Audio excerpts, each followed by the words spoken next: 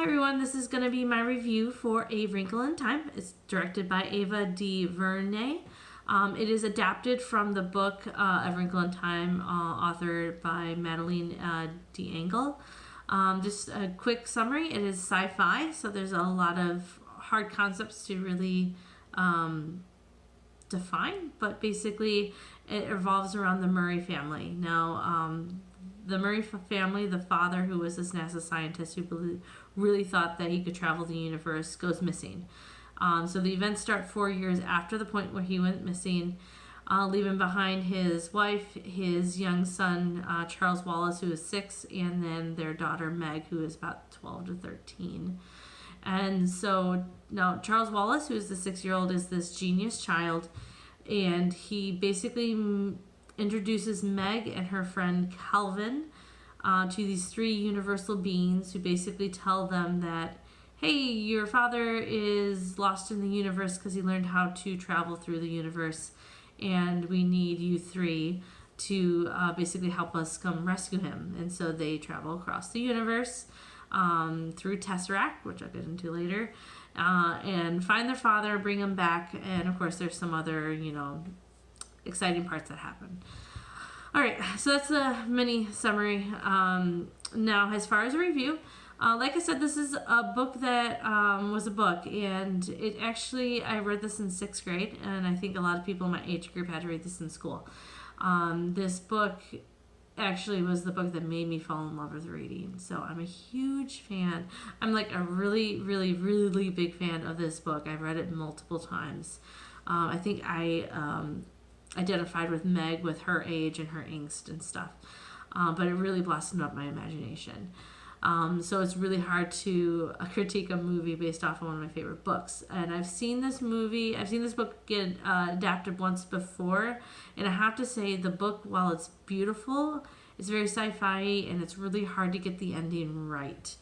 But between the two, this one and the one from, I think, about 12 years ago, this one was by far the superior movie between the other one. The other one was more direct adaptation, but the end is really creepy when you do that, whereas this one was adapted. The end was actually very well done, so kudos to that. The actors are amazing. I mean, the 3 universal beings played by Oprah, Reese Witherspoon, and then Mindy Kaling. Wonderful casting. And then the young kids, Storm Reed, who plays Meg, and then Levi Miller, who plays Calvin, and then Dietrich McCabe. He's only a 6-year-old, but he did a fantastic job with translation with Charles Wallace, which is actually really, really hard because he gets kind of possessed at the end. So he played it really, really well. Wonderful cinematography. It's a beautiful piece. It's a beautiful just to watch, and it's fun to watch. Now that it is an adaptation, there were 3 things that they left out that I have small issues with. One minor issue is that they completely deleted the twins that are part of the family, whatever. But one chapter in the book called Aunt Beast, which was my favorite chapter, especially when I was an angsty little preteen, was completely deleted in the movie. I mean, you wouldn't be able to tell that there's something missing, but I was just like, okay, well, we're skipping that and going right to the end. But the biggest thing that they skipped over, and I'm confused about this one, is that they never explain what a Tesseract actually is.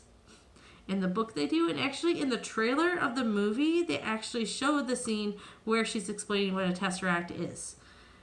So it's kind of weird that they don't explain it. I mean, you'll get what it is because when you're watching the movie, they do it constantly, and you're like, oh, it's this. But they never really truly explain it, so they just kind of jump into it, and I'm like, okay, we kind of could have explained that just for...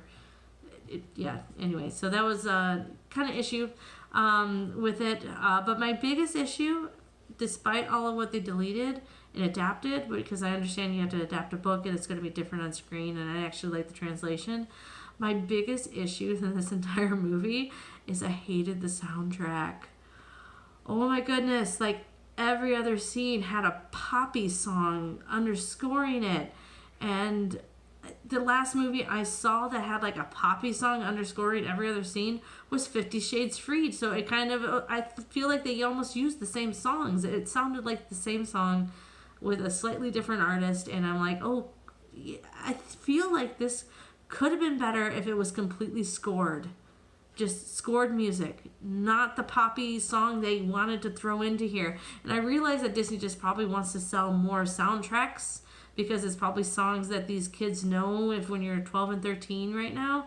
But artistically, I really have an issue with the poppy songs played in this show. I mean, it should have been completely scored. And it could have been a beautiful score. When there was score music, it was great music. I just think they could have done it more. All right, so that was my basic review.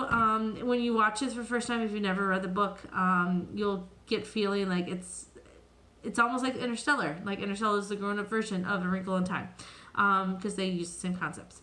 But finally, where does this rank on my list? This is I think the 8th movie I've seen so far this year, and it's definitely going to be number 3. It's going to be right under Molly's Game and right above 50 Shades Freed. I really, really enjoyed it. It's a fun-filled movie. Actually reminded me of Tomorrowland a lot too. So I like that concept. I like the book, and I really like the adaptation. But at the same time, I'd rather watch Molly's Game over A Wrinkle in Time just because it was a little bit more clever.